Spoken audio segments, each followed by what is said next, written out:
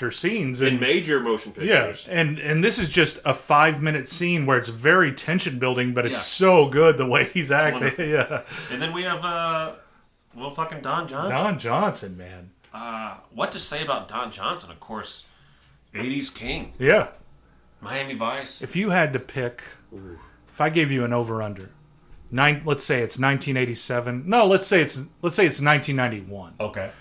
And I give you an over/under of 5,000, and how many times has Don Johnson been laid? Oh, you think?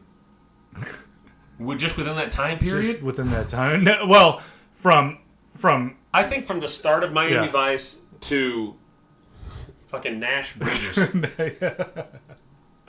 he's had sex 600,000 times.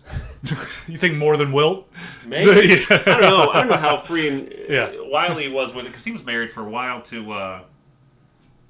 oh, that's right. Melanie Griffin? Yeah, I think it was Melanie Griffin. Yeah. I think so? Yeah. I'd have to look. But yeah, I know. Yeah.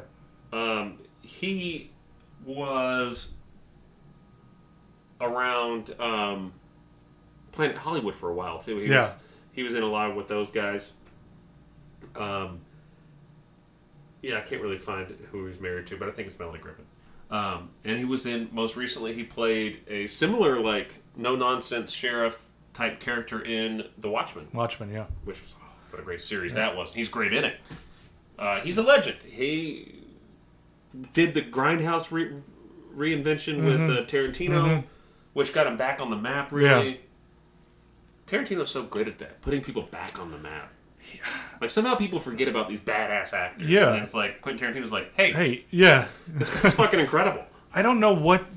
Yeah, I think about that, too, and I've thought about that a lot, actually, and it's just, how... Poor guy or girl who's a great actor, and you have to have, this guy with a lot of clout or girl director who brings you in because they know your worth. Yeah. And it's just you want to get in something, but... this, Don Johnson is amazing. He's wonderful. It is so good. And it's very little about, you don't get a lot from him, too. You just he only gets there in the last act of the movie. And he probably has 10 minutes of screen time at all, maybe. But it's just so fucking in your face as far as who he is, and that's it. No, this, it's just this is how this guy was forever. He was like this warden forever. Yeah. And you don't know anything about him. But... yeah, just carrying your point forward, is you get these great actors who can do anything, and it sucks to see that you have to have a director or somebody with big time clout like James Cameron, Quentin Tarantino bring you into a picture to be like, oh yeah, let's use them for something else and do that. I guess that's the way of the business. But I love Don Johnson, always have. Even his lesser known stuff. If we're talking Let's get into his filmography a little bit. Of course, he was in the most recently Knives Out, which is going to just be a major series, apparently. What's the movie? I used to watch a movie a lot as a kid. Tin Cup? Yeah. Hell, Roy, it never even occurred to me to try. Yeah. That's a great example of why Don Johnson's awesome. He plays this side character. I guess he's the villain. He is the villain. Yeah, he is the villain in it. But he's so good. G.I. Joe the movie, he was a voice actor. Lieutenant Vincent Falcone. Well, that's interesting because that movie freaked me out. Because he, the one scene, Cobra throws an octopus on someone's face. Yeah. Really messed me up as a kid. I think the one that I remember him from as a kid the most is Harley Davidson and the Marlboro Man. Is my dad watching that movie a lot, too. Yeah. For some reason, I picture him in a movie that's it's Ski School or one of those type of movies. Yeah. Was he ever in anything like that? I guess not. Maybe I'm just think he looks like all what those guys were trying to look. He looks like the teacher or whoever, Yeah. Because certainly Harley Davidson and Marlboro Man, of his movies, I've probably watched those. Gosh. By far the most. Django Unchained, he was in for that as Big Daddy, and that was great. Yeah. And, of course, he became a god in Miami Vice.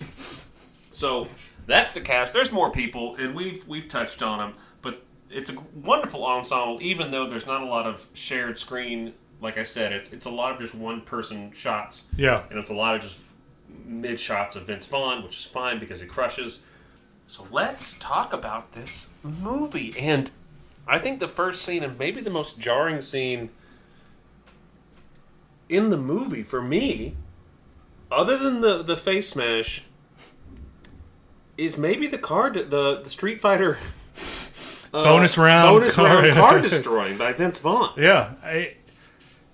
To set it up just a little bit, very brief, Vince Vaughn gets home after being fired from, he's a tow wrecker, picking up cars, and gets fired from his job, comes home, and unless you are really paying attention to the movie, I think it passes you by as far as what is happening during that, because it kind of passed me by. Like, I heard, the miscarriage kind of thing when they're in the house talking and stuff, but I wasn't really sure, and then, okay, she was cheating on him. Right.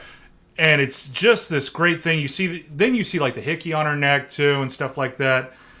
And it's Vince Vaughn and this rage that he gets. And it's just, like you said at the first, you find out that he's like, stuff that he has done in the past, people need to be away from him. Yeah. And it's just this, you need to go inside. Yeah. And I kind of like that he doesn't get rid of the monster. It's No. not like he isn't this monster anymore. Yeah. He's just trying to control it the best he can. Yeah. And so he gets home. He's looking at the trash can. He sees her just sort of waiting in the car. And she's on her phone. And she is... that's how he finds out she's been cheating on him. Like Marcus says, sends her inside. And then bonus rounds the fuck out of this car. Which apparently... The only thing done with this car was make sure Vince won't injure himself. Right. But a lot of the stuff was just Vince, like, really just... hitting things on a real car. Yeah. Yeah. Like, everything was real. Yeah. It was just made to not break his hand. Yeah. Which is pretty cool. Yeah. And it's so slow in how it takes is. forever. Yeah, it does. And it's so, like, jerky and just, like, awkward kind of It's thing. awkward, and it's like, nothing necessarily breaks on his first punch. Yeah. Like, the window takes, like, 5 punches to break through. And it's going elbow, fist.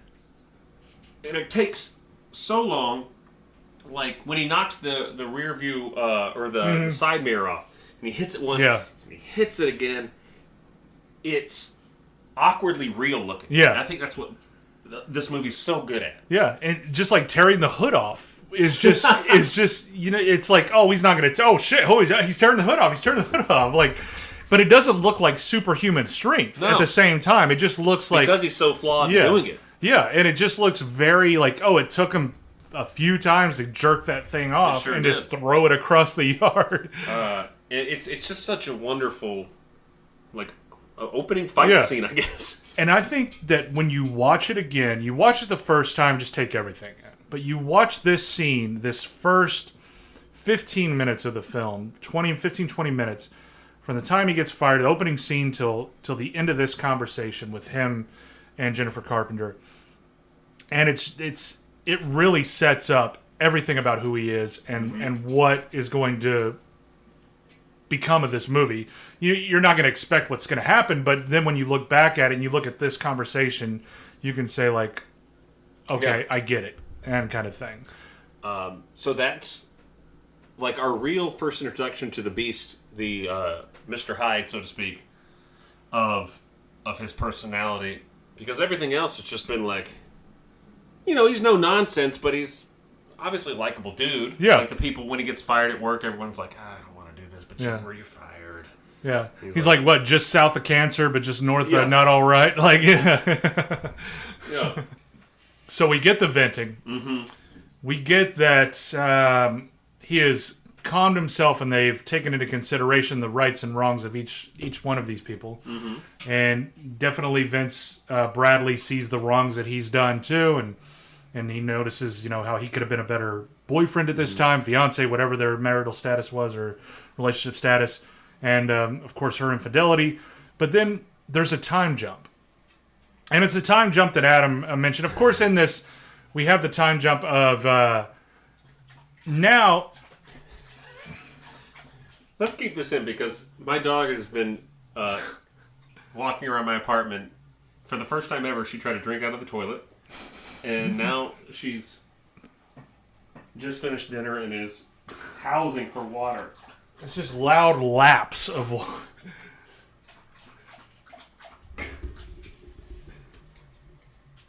Possum, you good?